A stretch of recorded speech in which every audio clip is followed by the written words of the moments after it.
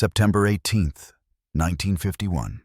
Audrey Hepburn walked into Pinewood Studios in London for what was supposed to be a routine screen test. She was 22 years old, unknown, and desperate for a break. The test was for a small British film called Secret People. But 48 hours after that screen test, something happened that changed everything. Director Thorold Dickinson made one phone call. One single phone call to William Wyler in Rome. And in that call, he said something that would launch Audrey's career, but also seal her fate. I found her. She's perfect. What happened in those 48 hours between the screen test and that phone call has never been fully explained. The footage from that test, over 20 minutes of raw film, contains segments that have never been publicly released. The conversation Dickinson had with Audrey after the cameras stopped rolling was never documented. And what Audrey revealed during that conversation about her past, about what she'd done during the war, about the secrets she was carrying, was buried so deeply that even today, 70 years later, files remain classified. Because those 48 hours weren't just a screen test. They were the moment when Hollywood discovered Audrey Hepburn. And the moment when powerful men realized she was carrying secrets that could expose some of the darkest operations of World War II. This is the story they never wanted you to know. To understand what happened during those 48 hours, you first need to understand who Audrey Hepburn really was in September 1951. She wasn't the graceful icon you know from Breakfast at Tiffany's. She wasn't Hollywood royalty.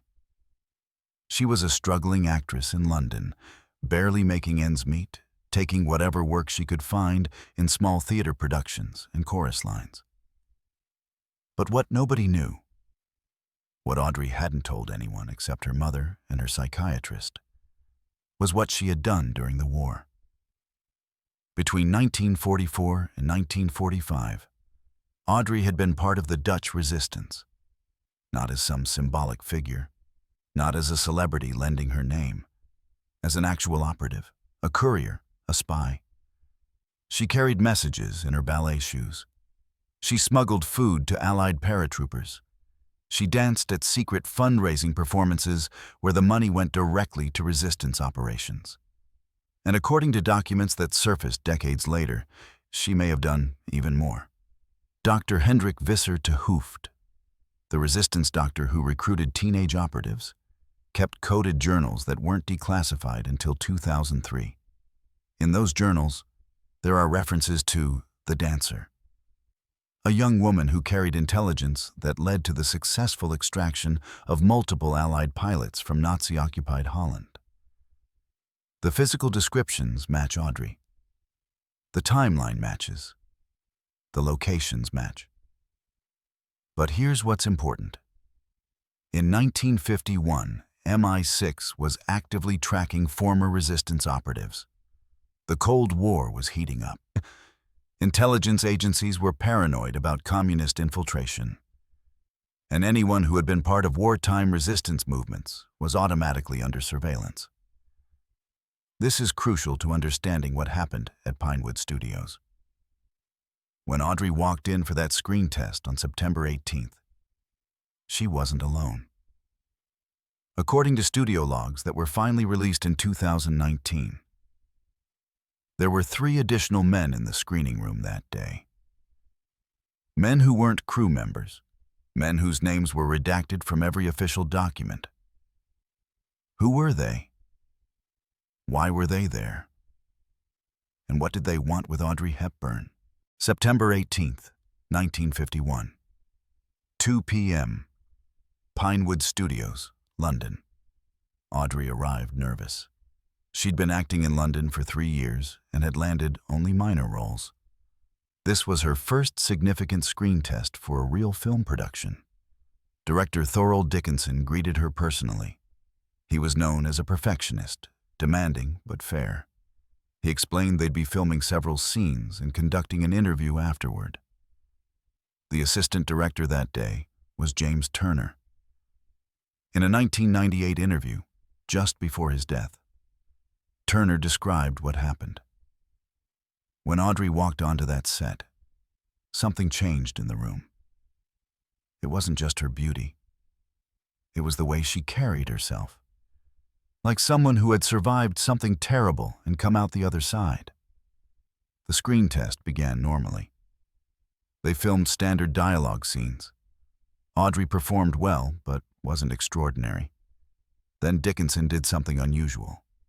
He asked Audrey to improvise a scene about fear. Just react to an imagined threat. No script, no direction. What Audrey did next stunned everyone in the room. She didn't play fear like an actress. She didn't perform. She remembered. Her face went pale. Her hands started trembling. Not theatrical trembling, but real physical response. Her eyes darted to the corners of the room like she was checking for exits. And she whispered something in Dutch that the boom operator caught on audio. "Ze komen eraan." They're coming. For 90 seconds, Audrey was no longer in a London studio. She was back in occupied Holland, back in that basement, back in the moment when Nazi soldiers were searching houses and she was hiding messages in her ballet shoes. When Dickinson called cut, Audrey collapsed. She sat on the floor, shaking, unable to speak for several minutes. The crew thought it was method acting, but James Turner remembered that wasn't acting. That was trauma. Real, unprocessed trauma from something she'd actually lived through. After Audrey recovered, Dickinson asked for a private interview. Standard practice for screen tests, directors wanted to see how actors handled conversation on camera. But what happened in that interview has never been fully disclosed. The interview footage was supposed to be 10 minutes. According to the camera logs, they recorded for 47 minutes. Only 8 minutes of that footage has ever been released publicly. The remaining 39 minutes are held in a private archive in London, classified under national security concerns. Why would a screen test interview be classified for national security? James Turner, who was present for the entire interview, said this in 1998. Dickinson asked Audrey about her time in Holland during the war. Normal question. Everyone was talking about the war then. But Audrey's answer wasn't normal. She started talking about things she'd done, things she'd seen. And the more she talked, the more I realized she wasn't talking about being a scared civilian. She was talking about operations, about carrying intelligence, about meetings with people whose names I recognized from the war. Important names. Turner refused to say more. When pressed, he became emotional and said only, "She told the truth that day." And within 48 hours, powerful people knew about it. That's all I can say. The screen test ended at 6:30 p.m. Audrey left the studio thinking it had gone reasonably well, not knowing she had just revealed information that would set off a chain of events involving MI6, the American CIA, and Hollywood's most powerful executives. September 19th, 1951. This is where the story gets dark. After the screen test, Dickinson immediately called William Wyler in Rome. Wyler was preparing to direct Roman Holiday and was looking for an unknown actress to play Princess Anne opposite Gregory Peck. According to Wyler's assistant, who was present for that call, Dickinson said more than just, "I found your princess." He said something else, something that made Wyler go silent for a long moment before responding. "Are you certain about what she told you?" "I have it on film." "Then we need to move quickly, before someone else realizes what we have." What did that mean? What did Dickinson have on film? And why did it require quick action? Here's what we know happened next. At 11 p.m. on September 18th, just hours after the screen test, 2 men arrived at Audrey's small London apartment. They identified themselves as production consultants, and said they needed to discuss the screen test. Audrey let them in. She was excited, thinking this meant good news about the role. The men stayed for 3 hours. Audrey's neighbor, Mrs. Dorothy Fletcher, heard the entire conversation through the thin walls. In a 1989 interview, Fletcher described what she heard. They weren't talking about acting. They were asking her questions about Holland, about people she knew during the war, about what she'd done. And Audrey was answering them. I heard her crying at one point, and one of the men said something like, "We need to make sure certain details never become public, for your protection and ours." Who were these men? Production consultants don't visit unknown actresses at midnight. They don't ask questions about wartime activities. And they certainly don't talk about keeping things hidden. Dorothy Fletcher said the men left around 2 a.m. She saw them briefly in the hallway. They looked like government men. Serious, cold, not film people. The next morning, September 19th, Audrey received a phone call at 9 a.m. It was Thorold Dickinson's assistant, asking her to return to Pinewood Studios immediately for additional footage. This was unusual. Screen tests didn't require callbacks. But Audrey went. When she arrived at the studio at 11 a.m., she wasn't taken to a soundstage. She was taken to a private office building on the studio lot. An office that, according to property records, was leased not to the film production, but to Whitehall Consultants, a known front company used by British intelligence. Audrey was inside that building from 11 a.m. to 4:30 p.m. 5.5 hours. No cameras were rolling. No official record was kept. But James Turner, who had become suspicious, watched the building and saw 4 different men enter and exit during those hours. Men in suits. Men who definitely weren't filmmakers. When Audrey finally emerged at 4:30 p.m., Turner said she looked like someone who'd been interrogated. Her eyes were red. She was walking stiffly. And when I tried to ask if she was okay, she just shook her head and got into a car that was waiting for her. That car wasn't a taxi. It was a government vehicle.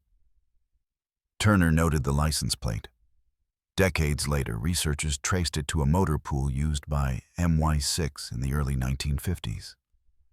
Audrey disappeared for the next 16 hours. No one knows where she went. She didn't return to her apartment. She didn't contact her mother or her agent. She simply vanished. And then, at 9 a.m. on September 20th, exactly 48 hours after the original screen test, everything changed. September 20th, 1951. 9 a.m. William Wyler, in Rome, received a phone call from London. It wasn't Thorold Dickinson calling this time. It was someone from Paramount Pictures' London office. Someone whose name has never been disclosed. The conversation was brief. According to Wyler's production notes, which were donated to the Academy Archives after his death, the call went something like this. The girl is cleared. You can use her, but there are conditions.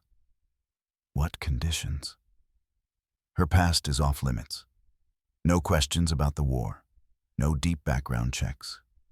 The studio biography will be simple and clean. And certain footage from the screen test will be destroyed. Who's requiring this? People who matter more than you or me? Wyler agreed. Because when intelligence agencies say something is required, Hollywood executives don't argue. At 11 a.m. that same morning, Audrey received a telegram at her apartment. It was from William Wyler's office. Screen test approved. You are cast as Princess Anne in Roman Holiday. Contract follows. Congratulations. Audrey should have been ecstatic. This was the role that would make her a star. Instead, according to her mother, Baroness Ella van Heemstra, Audrey read the telegram and started crying. I asked her why she was crying, Ella later told a friend. She should have been happy. And Audrey said something strange. She said, "They know everything now. I'm not free anymore." What did that mean? Who knew everything? And what made Audrey feel like she'd lost her freedom? The answer lies in what happened over the next few weeks. Audrey was given a new biography, a sanitized version of her life that made no mention of resistance work, no details about her wartime experiences beyond she suffered hardship. Any interviewer who tried to dig deeper was shut down by studio publicists. The 39 minutes of missing interview footage from the screen test was removed from the archive and classified. To this day, Pinewood Studios claims those minutes were lost due to film degradation. But archivists have testified that the film stock from 1951 was high quality and should have survived intact. More disturbing, Audrey's wartime associates in Holland began receiving visits from British officials. Dr. Hendrik Visser te Hooft, the resistance doctor, was interviewed twice by men who claimed to be historians, but asked very specific questions about Audrey's activities. Other resistance members reported similar visits. What were they looking for? What were they trying to confirm or suppress? The answer became clear in 1952 when MI6's Cold War paranoia was at its peak. Intelligence agencies were tracking anyone who might have communist connections or who might possess information that could damage Western governments. Audrey fell into a specific category. Resistance operatives who had worked with multiple Allied intelligence agencies during the war and therefore knew too much about how those agencies operated. One former MI6 officer, speaking anonymously in 2007, explained it this way. There were dozens of people like Audrey, heroes during the war who became liabilities during the Cold War, not because they were disloyal, but because they knew things. They'd seen how intelligence operations worked. They'd met agents who were still active. They had information that, if it fell into the wrong hands, could get people killed. So what did MI6 do? They made a deal. They would protect Audrey's secrets. The full extent of her wartime activities would remain classified, in exchange for her silence and cooperation. This is why Audrey never spoke in detail about her resistance work. This is why interviews were controlled. This is why certain questions were always deflected. She wasn't just being modest. She was being silenced by people who had leverage. The classified footage, the missing hours, the midnight visitors, the government car. All of it points to one conclusion. During those 48 hours in September 1951, Audrey Hepburn was interrogated by British and possibly American intelligence officers. They wanted to know exactly what she'd done during the war, who she'd worked with, and what information she possessed.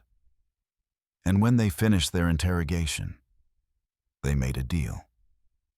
Audrey would get her Hollywood career, the dream she'd worked so hard for. But in exchange, she would never reveal the full truth about her wartime activities. This explains so much about Audrey's later behavior. Why she always deflected questions about the war with vague answers like, "I danced," or "We were hungry." Why she never wrote a memoir, even though publishers offered huge amounts of money. Why footage from her early screen tests and interviews remains classified or lost.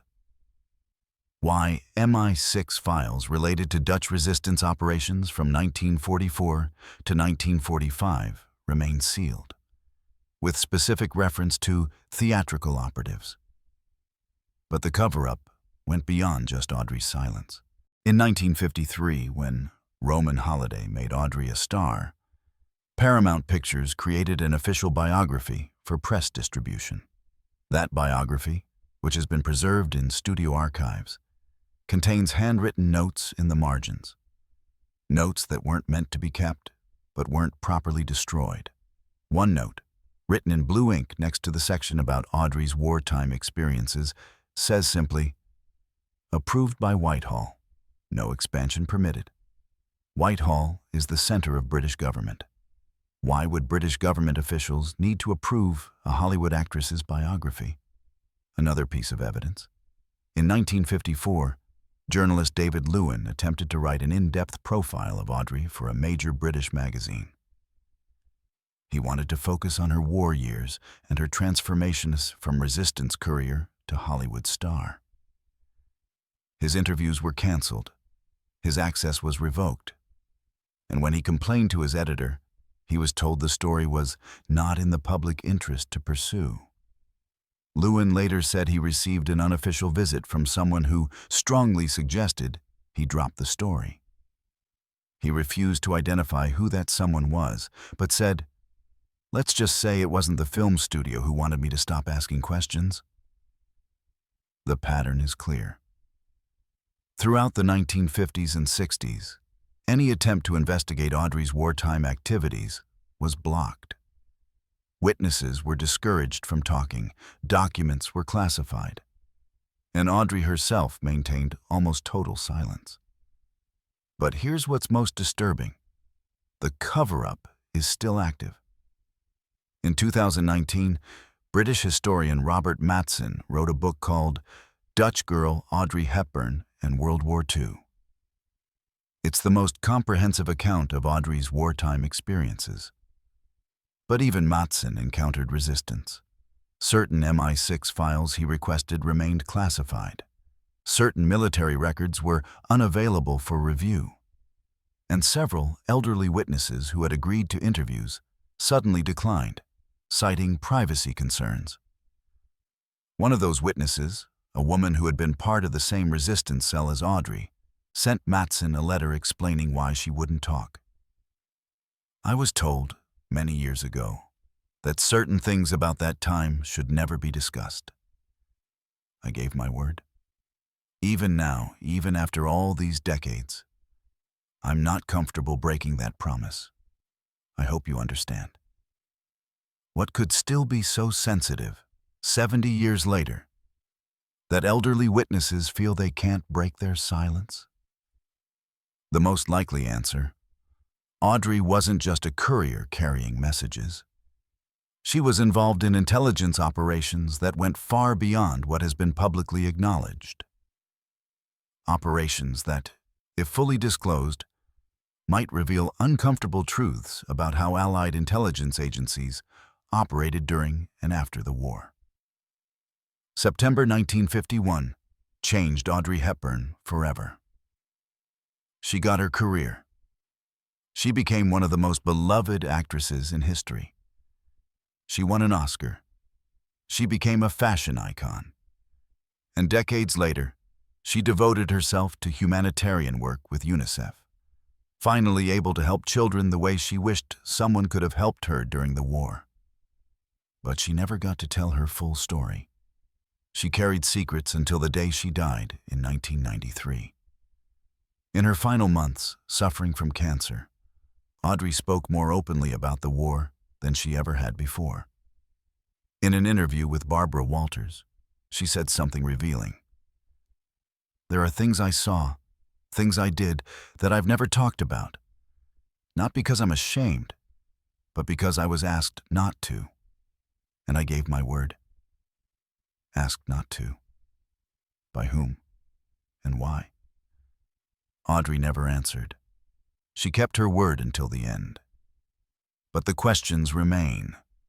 What exactly happened during those 48 hours in September 1951? What was so important about what Audrey told Thorold Dickinson that it required intelligence agency involvement? What did she know that made her a security concern? The full truth is still buried in classified files. Files that won't be opened in our lifetimes. Files that may never be opened.